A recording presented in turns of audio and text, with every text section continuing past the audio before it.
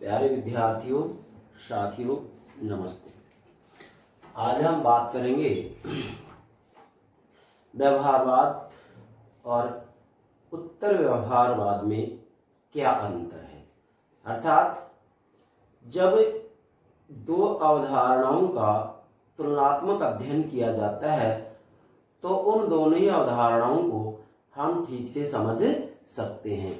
तो हमने पिछली वीडियो में आपको ये बता ही दिया था कि राजनीति विज्ञान को यदि ठीक से समझना हो तो इसके लिए सबसे पहले हम 3 बिंदु बनाएंगे। परंपरागत राजनीति विज्ञान, आधुनिक राजनीति विज्ञान, आधुनिक राजनीति विज्ञान के विकास के 2 चरण, मतलब 3 बिंदु हो गए।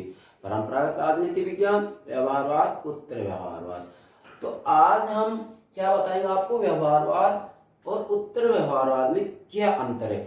तो जब तुलनात्मक अध्ययन किया जाता है तो तुलनात्मक अध्ययन में सबसे पहली बात ये आती है कि इन दोनों में, मतलब चाहे किसी की भी तुलना की जाए तो उन दोनों में क्या समानताएं होती है और क्या असमानताएं होती है। तो यहाँ पर भी हम व्यवहारवाद उत्तर व्यवहारवाद में क्या कुछ समानता है और क्या असमानता है, ध्यान दीजिएगा। वास्तविक रूप में व्यवहारवाद और उत्तर व्यवहारवाद में कोई ज्यादा समानता नहीं है। क्यों? क्योंकि व्यवहारवाद राजनीति विज्ञान के विकास का दूसरा बिंदु है, दूसरा चरण है, और उत्तर व्यवहारवाद तीसरा बिंदु है, तीसरा चरण है। वैसे देखें तो आधुनिक राजनीति विज्ञान के विकास के 2 चरण है, व्यवहारवाद और उत्तर व्यवहारवाद। तो मैं क्या कह रहा हूं, वास्तव में इन दोनों में अंतर ही आधारभूत है, समानताएं नाम मात्र की हैं। मतलब इन दोनों में ऐसा कोई घनिष्ठ संबंध नहीं है, ऐसी कोई समानता नहीं है, परंतु फिर भी कुछ सूक्ष्म समानताएं हैं जो कि हम आपको बताएंगे।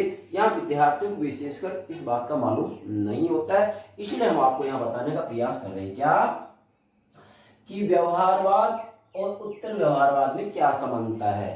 ध्यान दें, इनमें फिर मैं कह रहा हूं कोई ऐसी महत्वपूर्ण समानता नहीं है, बल्कि इनमें अंतर ही है, समानता नहीं है। मगर फिर भी क्या समानता है कि ये दोनों ही, अर्थात व्यवहारवाद और उत्तर व्यवहारवाद, ये दोनों ही अमेरिकी राज वैज्ञानिकों की देन है।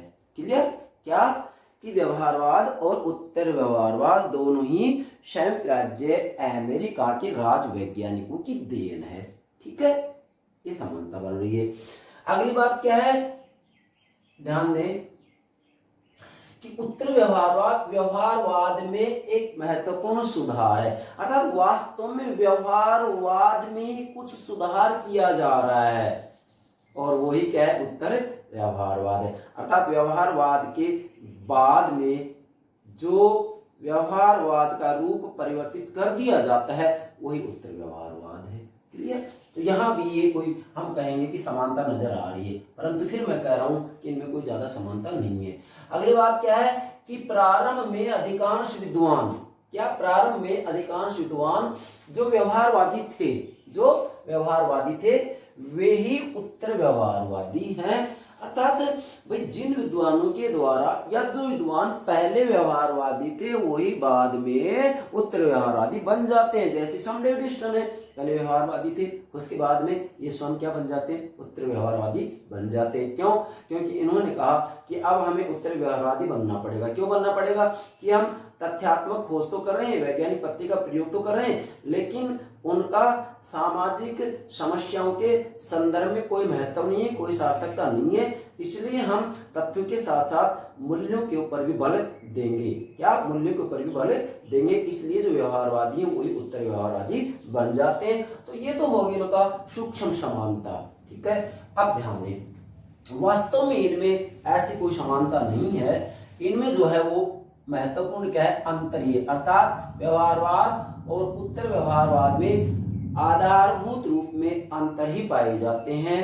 क्या? अंतर ही ज्यादा पाए जाते हैं, इनमें ऐसी कोई समानताएं नहीं है। तो अब इसके अंतर को ध्यान दीजिएगा। मैं क्या कह रहा हूं यहाँ, जो विद्यार्थी व्यवहारवाद और उत्तर व्यवहारवाद को अभी तक भी ठीक से नहीं समझा है तो आप इन दोनों के तुलनात्मक अध्ययन के आधार पर इसको समझ सकते हैं। तो इन दोनों का पहला अंतर क्या है, ध्यान दें। नंबर 1, राजनीति विज्ञान के विकास की विभिन्न अवस्थाओं से संबंधित है। क्या? राजनीति विज्ञान के विकास की विभिन्न अवस्थाओं से संबंधित अंतर हो गया पहला। कैसे? ध्यान दें भाई, व्यवहारवाद अस्तित्व में कब आता है? ये परंपरागत राजनीति विज्ञान के प्रति ही एक बौद्धिक असंतोष था।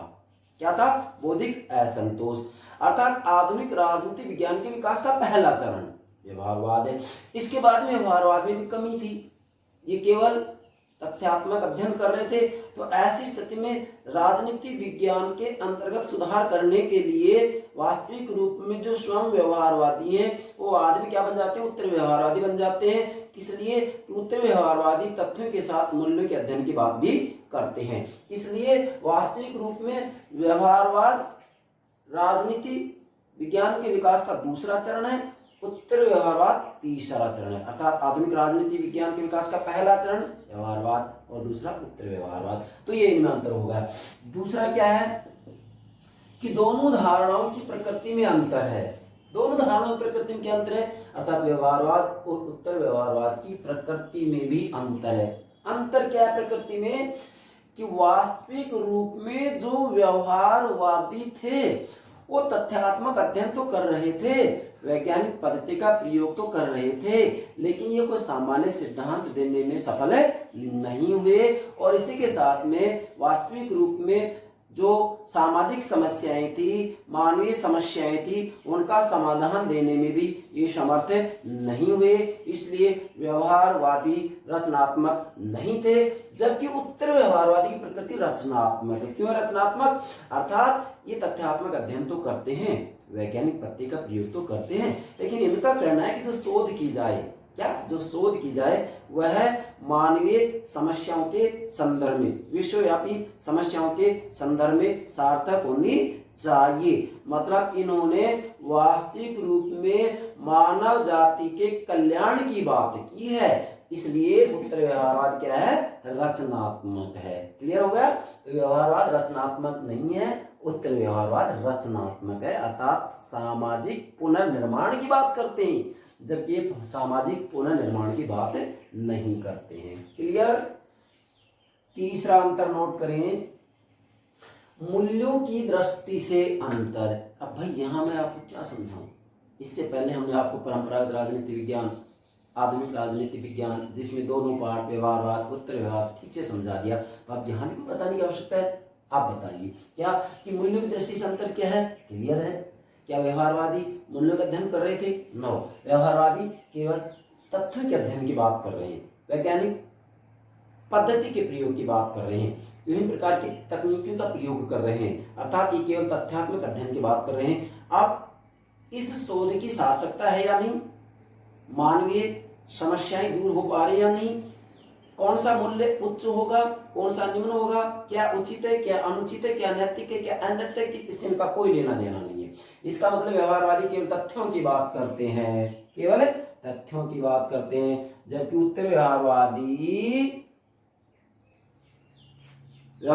की बात को तो मान रहे हैं कि तथ्यों का अध्ययन हम करेंगे, मना नहीं कर रहे हैं, लेकिन इसके साथ जो शोध की जाएगी वह सामाजिक समस्याओं के संदर्भ में सार्थक होनी चाहिए। अर्थात यहाँ पर ये तथ्य और मूल्य दोनों के अध्ययन की बात करते हैं। बार बार बता रहा हूँ, तथ्य और मूल्य दोनों के अध्ययन की बात करते हैं। कौन कर रहे हैं? उत्तर व्यवहारवादी। अर्थात उत्तर व्यवहारवादी तथ्य और मूल्य दोनों का अध्ययन करेंगे, जबकि व्यवहारवादी केवल तथ्यों के अध्ययन की बात करते हैं। ये अंतर होगा मूल्यों की दृष्टि से। अगला अंतर क्या है भाई? राजनीति विज्ञान की प्रकृति से संबंधित अंतर। बहुत महत्वपूर्ण बात है। क्या? राजनीति विज्ञान की प्रकृति से संबंधित अंतर है इन दोनों में। कैसे है? व्यवहारवादी राजनीति विज्ञान को प्राकृतिक विज्ञानों के समकक्ष बनाना चाह रहे हैं। क्या? प्राकृतिक विज्ञानों के समकक्ष बनाना चाह रहे हैं, जबकि व्यवहारवाद इसमें सफल नहीं हुए। व्यवहारवादियों द्वारा ऐसा कोई सिद्धांत का निर्माण नहीं किया गया जिसके आधार पर वास्तविक रूप में राजनीति के बारे में भविष्यवाणी की जा सके। ठीक है? जबकि उत्तर व्यवहारवादी क्या कर रहे हैं? उत्तर व्यवहारवादी राजनीति विज्ञान को प्राकृतिक विज्ञान के समकक्ष नहीं मानते हैं, जबकि उत्तर व्यवहारवादी क्या करते हैं? राजनीति विज्ञान को सामाजिक विज्ञान के समकक्ष मानते हैं। क्या मानते हैं? सामाजिक विज्ञान के समकक्ष मानते हैं। इसको सामाजिक विज्ञान का एक पार्ट मानते हैं, अर्थात सामाजिक व्यवस्था की उपव्यवस्था मानते हैं। किसको? राजनीतिक विज्ञान को। क्लियर? अगला अंतर बहुत महत्वपूर्ण है, ये विशेषकर मैं ये कह रहा हूं कि मैं ये जो अंतर आपको समझा रहा हूं इसलिए समझा रहा हूं कि एग्जाम में किसी भी रूप में कोई प्रश्न छूट ना पाए। मैं बार बार करूं, मेरा प्रयास होगा कि एक भी, चाहे कोई भी अवधारणा हो, उसके बारे में एक भी बात छोड़ूंगा नहीं, उनको निश्चित रूप में समझाऊंगा आपको, एक एक बात का शोध करते हुए, खोज करते हुए, कोई बात छूट ना जाए। अगला अंतर क्या है इन दोनों में? किस में? व्यवहारवाद, उत्तर व्यवहारवाद में, कि प्रासंगिकता एवं अप्रासंगिकता का अंतर। ये बात कितनी बार बता दी गई आपको पीछे जब मैंने समझाया था, प्रासंगिकता एवं अप्रासंगिकता का अंतर। इसका मतलब क्या है कि व्यवहारवादी जो शोध कर रहे हैं, भाई तत्व की बात करते हैं केवल, ये कौन? व्यवहारवादी जो शोध कर रहे हैं उसकी सार्थकता है या नहीं है, उसका फायदा होगा या नहीं होगा, औचित्यपूर्ण है या नहीं है, नैतिक है अनैतिक है, इससे इनका कोई लेना देना नहीं है। इसका मतलब वास्तविक रूप में जो व्यवहारवादी हैं, व्यवहारवादी के द्वारा जो शोध की जा रही है वह क्या है? अप्रासंगिक है। क्या है? अप्रासंगिक है। जबकि उत्तर व्यवहारवादियों के द्वारा, ध्यान दें, तथ्य की बात की जा रही है, वैज्ञानिक तथ्य के प्रयोग की बात की जा रही है, लेकिन इसके साथ में कह रहे हैं कि तथ्यात्मक शोध तो की जाएगी, पर उस शोध की सार्थकता होनी चाहिए, मतलब उसकी प्रासंगिकता होनी चाहिए। तो उत्तर व्यवहारवादी जो शोध कर रहे हैं उसकी प्रासंगिकता है, जबकि व्यवहारवादी जो शोध कर रहे हैं उसकी कोई प्रासंगिकता नहीं, वह अप्रासंगिक है, उसका कोई फायदा नहीं होने वाला है समाज को, क्योंकि उनका वास्तविक रूप मूल्य की तरफ ध्यान है ही नहीं। मैं आपको बता चुका हूं कि व्यवहारवादियों की दृष्टि में तो न्याय और अन्याय सब बराबर है भाई। न्याय अन्याय समानता असमानता, क्या कह रहा हूं? न्याय अन्याय समानता असमानता, लोकतंत्र तानाशाही, इन सबको तो बराबर मानते हैं, जबकि ये ऐसा नहीं करते हैं। क्यों? क्योंकि ये वास्तविक रूप में उदारवादी लोकतांत्रिक मूल्यों के समर्थन की बात कर रहे हैं, उदारवादी लोकतांत्रिक मूल्यों की रक्षा की बात कर रहे हैं, और आज पूरी दुनिया में वास्तव में उदारवादी विचारधारा की जीत भी हुई है। किसकी देन है? उत्तर व्यवहारवादियों की देन है ये। तो क्लियर हो गई बात? एक प्रासंगिक, दूसरा अप्रासंगिक। प्रासंगिक कौन है भाई? उत्तर व्यवहारवादी। अप्रासंगिक कौन है? व्यवहारवादी, क्योंकि इनके द्वारा जो शोध की जा रही है उसका कोई फायदा नहीं है। क्लियर हो गई बात? अब ध्यान दें, अब मैं इसके बाद में आपको बहुत महत्वपूर्ण बात बताने जा रहा हूं। यहां अगर ये बात आप समझ जाते हैं, तय मानिएगा आप व्यवहारवाद और उत्तर व्यवहारवाद के अंतर्गत ठीक से समझ जाएंगे, अर्थात कोई भी ऐसा प्रश्न नहीं बचेगा जो इससे बाहर होगा। अब यहां पर क्या है, जो ये आ गया प्रासंगिकता में अप्रासंगिकता, क्या? प्रासंगिकता में अप्रासंगिकता का अंतर। तो इसके अंतर्गत प्रासंगिकता के सिद्धांत, क्या? प्रासंगिकता के सिद्धांत किसने दिया है? प्रासंगिकता का सिद्धांत उत्तर व्यवहारवाद ने, अर्थात जैसा कि स्वयं डेविड स्टन के द्वारा जो उत्तर व्यवहारवाद के 7 लक्षण बताए गए थे, कितने? 7 लक्षण बताए गए थे, उसको उन्होंने क्या नाम दिया था? प्रासंगिकता के सिद्धांत। प्रासंगिकता के सिद्धांत या प्रासंगिकता का धर्म या कर्म और प्रासंगिकता, कर्म और प्रासंगिकता का नारा भी इन्होंने लगाया था। किसने? उत्तर व्यवहारवादी। तो यहाँ प्रासंगिकता के सिद्धांत के संदर्भ में दोनों धारणाओं में ये अंतर है जो मैं आपको बताऊंगा। किसके आधार पर? केवल ध्यान दें, प्रासंगिकता के सिद्धांत के संदर्भ में दोनों धारणाओं में निम्न अंतर है, नोट कीजिएगा। तो सबसे पहले तो देखें कि प्रासंगिकता का जो सिद्धांत है किसने दिया है? डेविड स्टन ने। किसने? डेविड स्टन ने। कर्म और प्रासंगिकता का नारा किसने लगाया? डेविड स्टन ने। उत्तर व्यवहार के लक्षण की संख्या कितनी बताई गई है? 7। किसने बताई है? डेविड स्टन ने। निश्चित होगा ये, इसमें आप अपनी मर्जी से 6 या 8 नहीं कर सकते हैं, इसके लक्षण की संख्या 7 होगी। इन लक्षणों क्या नाम दिया है? क्या? डेविड स्टन के द्वारा उत्तर व्यवहारवाद के जो लक्षण बताए गए हैं उन लक्षणों क्या नाम दिया है? प्रासंगिकता के सिद्धांत। तो इसके आधार पर 7 लक्षण बताए ना, इसके आधार पर इन दोनों में अंतर बताएंगे। 7 ही बिंदु बनेंगे यहाँ। पहला क्या है? व्यवहारवाद सार से पहले तकनीक के प्रयोग की बात करते हैं। ध्यान दें, व्यवहारवाद सार से पहले तकनीक के प्रयोग की बात करते हैं, जबकि उत्तर व्यवहारवाद तकनीक से पहले सार की बात करते हैं। समझे इसका मतलब? नहीं समझे? ध्यान दें, व्यवहारवाद सार से पहले तकनीक, इनका मतलब ये हो गया कि वास्तविक रूप में व्यवहारवादी पहले तकनीक के प्रयोग की बात करते हैं, अर्थात ये सार मतलब उद्देश्य या मूल्य को तय करने की, चुनने की बात नहीं करते। इनका कहना है पहले तकनीक का प्रयोग करें, उसके बाद में आप सार अपना सकते हैं। अर्थात सार से पहले तकनीक, कौन कहते हैं बात, व्यवहारवादी।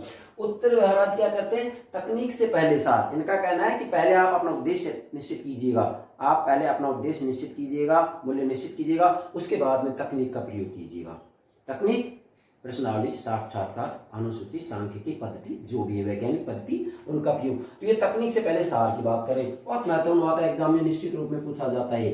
तकनीक से पहले सार की बात कौन करते हैं, उत्तर व्यवहारवादी। क्लियर, पहले बात। दूसरा अंतर क्या है भाई, व्यवहारवादी सामाजिक परिवर्तन के प्रति तटस्थ हैं। अर्थात व्यवहारवादी वास्तविक रूप में सामाजिक परिवर्तन की बात नहीं करते, वो तो यथास्थिति को बनाए रखना चाहते हैं, तथ्यात्मक शोध कर रहे हैं, वर्तमान जो व्यवस्था है, उनके समय जो व्यवस्था थी उसको बचाए रखना चाह रहे थे। क्या, उसको बचाए रखना चाह रहे थे, इसलिए व्यवहारवाद सामाजिक परिवर्तन के प्रति तटस्थ है, उदासीन है।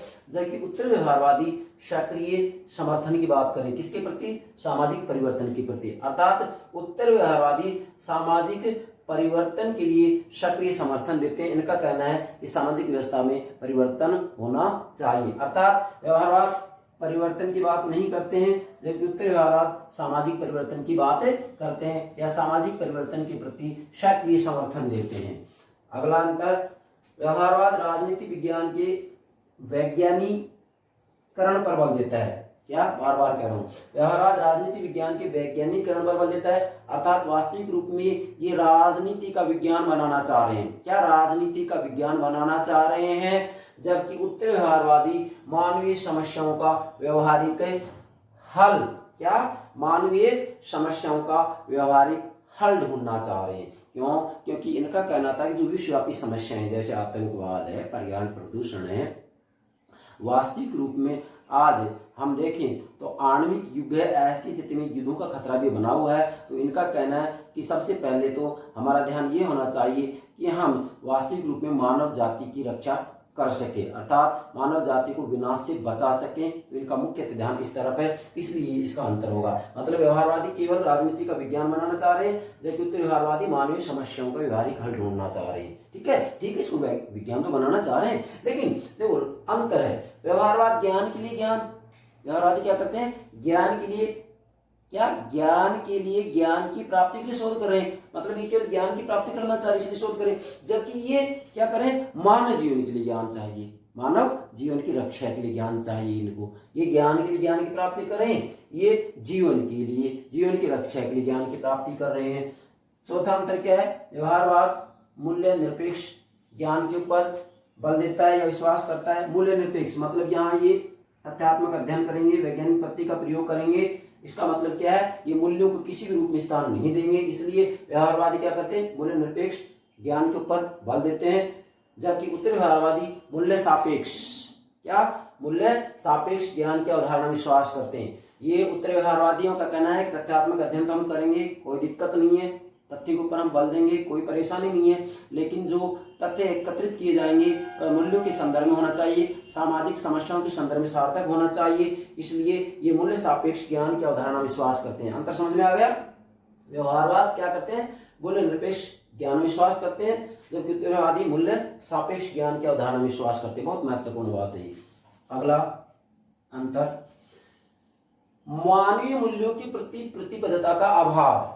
कौन, जो व्यवहारवादी हैं वो मानवीय मूल्यों के प्रति प्रतिबद्धता का अभाव है। मतलब व्यवहारवादियों का वास्तविक रूप में मानवीय मूल्यों से कोई लेना देना नहीं है। मैं आपको कह रहा हूं यहाँ कि न्याय, अन्याय, समानता, असमानता, इनकी दृष्टि में लोकतंत्र, तानाशाही सब बराबर है। जैसा कि इसी कारण लियो स्ट्रॉस ने कहा था कि व्यवहारवाद ने बहुत बड़ी गलती की है कि इन्होंने समाज के सभी मूल्यों को गटर में बहा दिया। अर्थात यहाँ आलोचकों ने, जैसे लियो स्ट्रॉस ने भी कहा है कि व्यवहारवादियों की जीत का मतलब होगा गटर की जीत, गटर की विजय, गंदगी की विजय।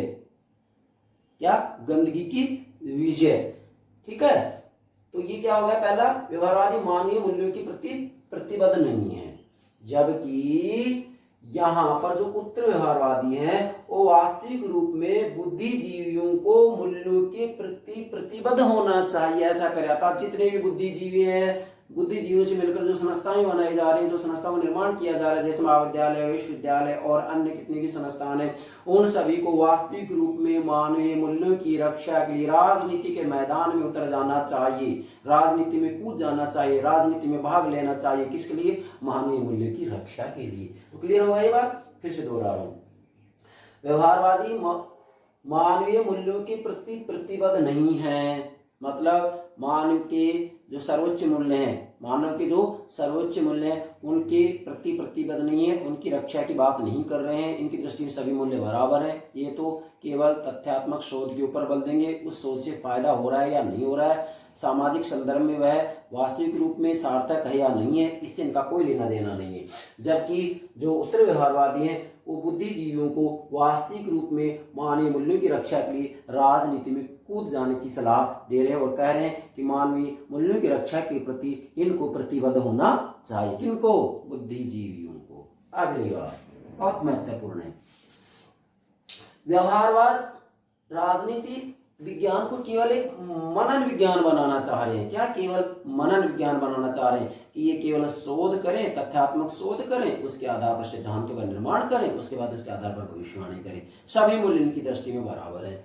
मगर जो उत्तर व्यवहारवाद है वो वास्तविक रूप में मनन विज्ञान एवं कार्य विज्ञान दोनों है। कैसे?